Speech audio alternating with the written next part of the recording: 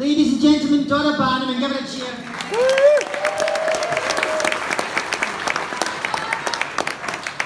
I've just been set my first impossible task of leaving, which is to talk and press a button at the same time. Because I think I should have been born a man, because I can't multitask very easily. So sorry. Thank you, and I'm glad to see such a busy room tonight.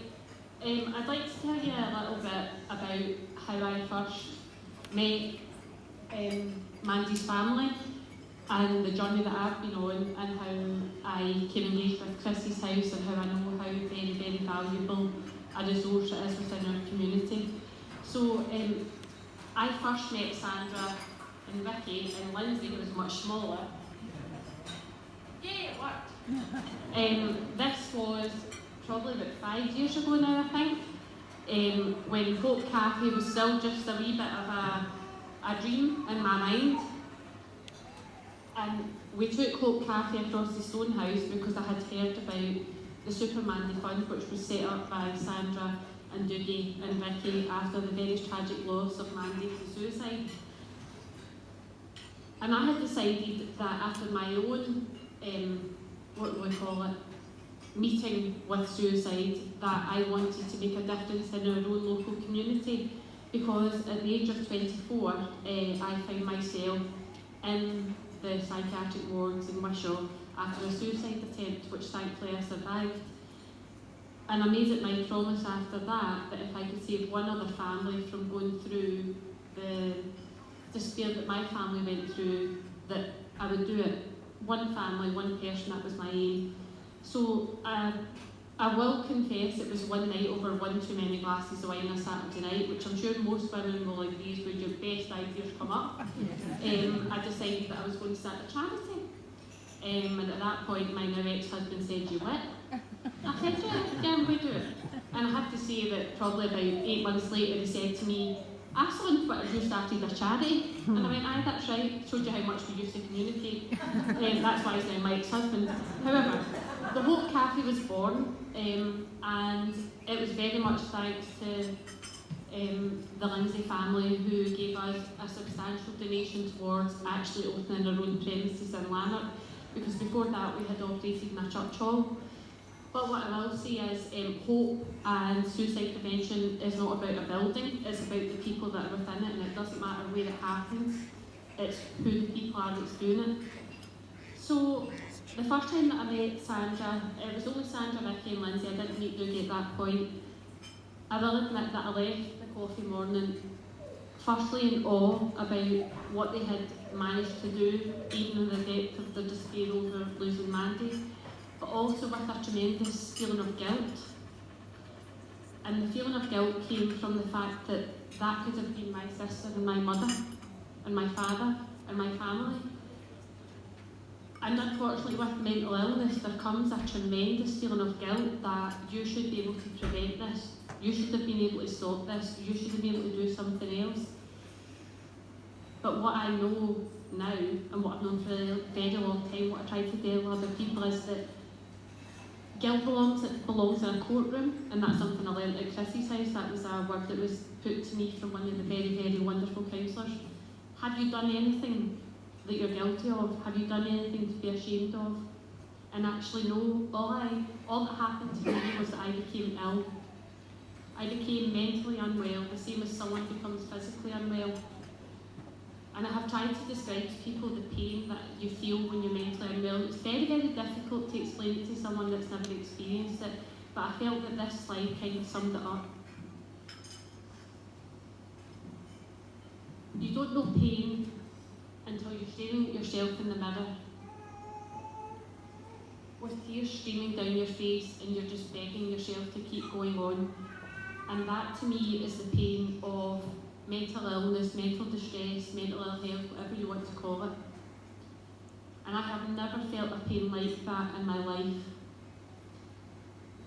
So no, I didn't do anything that I needed to feel guilty about. I became unwell, the same as someone becomes unwell with cancer. And yeah, cancer is a life-threatening illness, but let's not shy away from this. Mental illness is life-threatening. There are more people, especially men, die in Scotland from mental illness than any other condition. Just because you can't see it doesn't mean it isn't serious. It's an illness that takes hold of your mind, it's an illness that takes hold of your heart, and it truly makes you believe that this world would be better off without you. And so many people have asked me in my journey, both as someone who has trained people in suicide prevention, someone who's very, very passionate about mental health, stigma, discrimination. People say to me, what is it that was going through your mind at that time that you thought that suicide was the answer? And what I want to tell you is that people who die by suicide do not want to die. We want our pain to stop. We want the pain that we feel, which is so unbearable, yet no one can see it. We just want that to stop, just for a little while. We don't actually want to die, we just want to somehow turn it off. And unfortunately, that often ends in suicide, because there's no other way out. We can't think of another way that will turn the pain off from our brain. And it's not just a mental pain, it's a physical pain, it's a tiredness, it's a hurt, it's an ache. I have never honestly experienced a pain like it in my life. What I will tell you is that when you are feeling suicidal, the sane part of your mind becomes insane, and the insane part becomes sane. So you actually start to believe the things that your mind tells you. And I actually have a copy of some of my thoughts from that time. And I'm sure that Kim, who is one of the most wonderful people I've ever met, who is a counsellor at Chrissy's house, will recognise from my wee, excuse my language, shitey notebook that I first came in with. And it was a tiny wee thing. And I suddenly realised I'm going to need a lot more paper to get through my shit. But this was some of my thoughts at that point in time. I'm not good enough. I'm not a good enough mum. I'm not a good enough wife. I'm not a good enough friend. I could have done better. I have failed people. Everybody's disappointed in me. This world would be better off without me in it. And at that time, mental illness made me truly believe that. It made me believe that my children, who were 8 and 10, would have been better off without me in their life. Now, for any mum in this room, you will understand that that is when the sane becomes insane, when you actually believe that your children would be better off in this world without you. But thankfully, I had a lot of people round about me who stood by me and held my hand through that very difficult time. Because, like I said before, people who die by suicide do not want to die, they just want the pain to stop. And this is where Chrissy's house came in. Now, I knew of Chrissy's house and the work that I'd done. Anne had come up to the cafe to ask how did we do it, but it turned out that I actually knew Chris because I used to fancy him when I was younger. But I didn't recognise Anne's new married name, so I didn't know who it was. But anyway, so I fancied him, sorry Andy. He's not as good looking as you, but he wasn't this time. So I knew Chrissy's house. However, no matter how much I worked in this field and I told people you need to reach out and ask for help, I couldn't do it. Because when mental illness takes over your mind, you become ashamed. So I couldn't reach out to Chrissy's house. And thankfully, one of my employees, who's not here tonight, Lisa, she saved my life.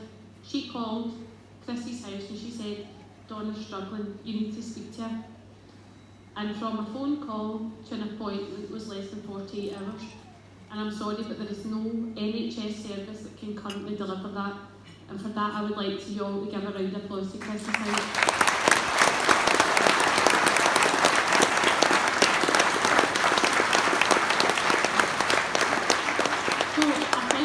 Doorstep of Chrissy's house. Very much ashamed, very much disgusted, very much upset. But from the minute I walked through the door, all I felt was compassion, absolute 100% compassion, kindness, care, and above all, a sense of not being judged. Because every single person in Chrissy's house has some sort of lived experience, whether it be that they have been there themselves in the place that I have been, or they have lost someone to suicide, or they have supported someone who has been suicidal. And there are many days where I genuinely don't remember how I actually got there, because at that point in time they were in Airdrie and I was living in Carluke. I don't actually know how I got there, but I know that I got there, and I know that the minute I literally collapsed in the door crying, someone was there with a set of open arms and a hug and a blanket and a monkey teddy bear to give me a hug and just tell me it's going to be okay, you are going to get through this. I absolutely promise you, you are not what your thoughts tell you. And I have to say, Chrissy's house 100% helped me stay alive. I would not be standing here today in front of you if it wasn't for Chrissy's house. And in the background, there was also a tremendous amount of people supporting me. And this is why we say talk, tell people. Chrissy's house motto is let's talk. You need to talk, you need to tell people how you're feeling. I have a wonderful circle of friends now. I have my wife, Lee, and my second husband, Graham, because I just lived at their house. Because they knew I told them the whole way through how I was feeling.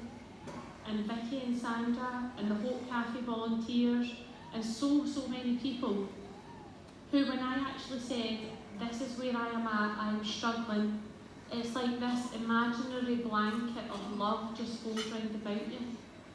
And that is the moment that I started to recover.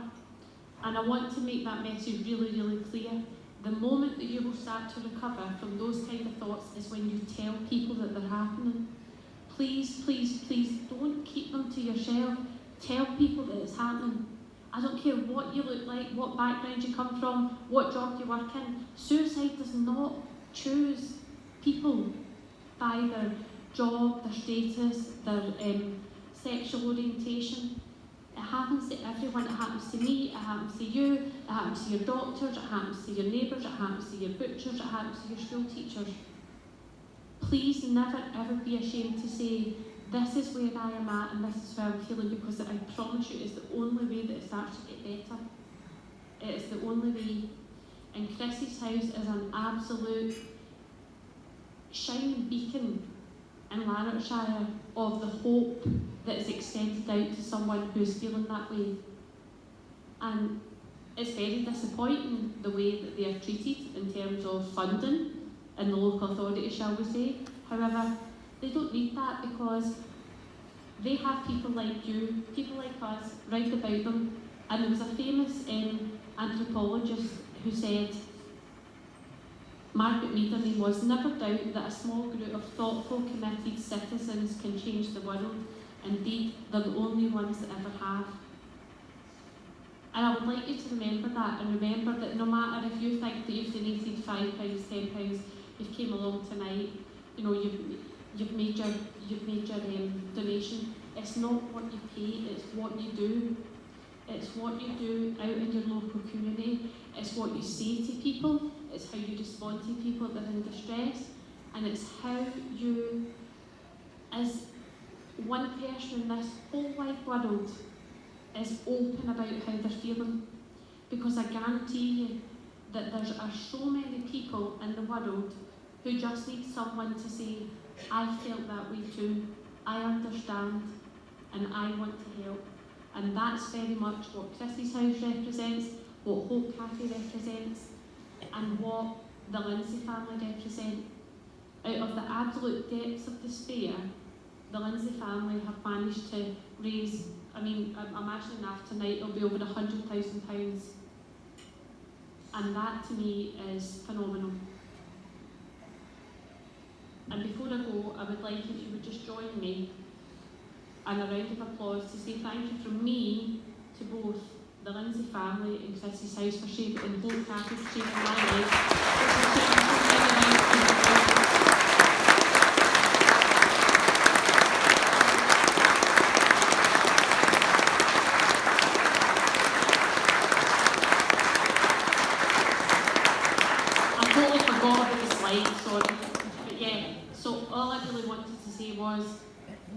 unfortunately, there wasn't a Hope Cafe and there wasn't a Chrissy's house at the time that we lost Mandy and Chris. However, back to that comment about it, you know, it takes a group of people in the community. If you look at what the Lindsay family and what Chrissy's family have managed to do in their legacy, I'm sure you will all agree that although their deaths were way before their time, the legacy that they leave behind is tremendous. And one thing that they do leave amongst all of us is a sense of hope. A sense of hope that things can get better. I'll press the button. A sense of hope that no matter how much your mind tells you all the things that are wrong about you, there's a million more things right about you, and never ever forget that. And above all, there is always, always, always someone there to talk to.